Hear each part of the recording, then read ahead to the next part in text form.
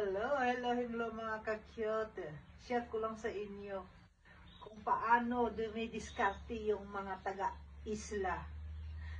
Dahil na-miss ko na talaga kumain ng tuyo at saka pusit. Ngayon, ako lang mag-isa dito.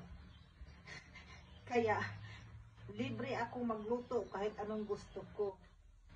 Dapat nga, doon na lang ako magluto sa barbecuehan namin. Kaya lang, ayaw din ni Patrick na magluto ako doon kasi mangangamoy daw yung terrace namin.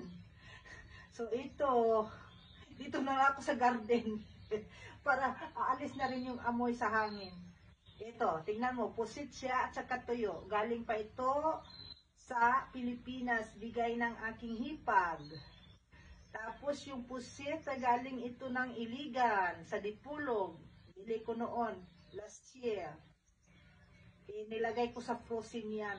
Kaya hanggang ngayon meron pa rin ako. Kasi, para kasi akong nangangati na ngayon pag kumakain ng tuyo. Talagang miss na miss ko na kumain ng tuyo. Kaya ito, magluto ako.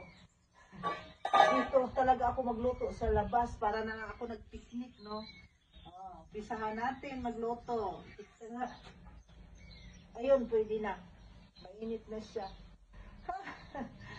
Yan. Tuyo yan. Look at this. Yan ang aking lunch ngayon. Oh la la la la.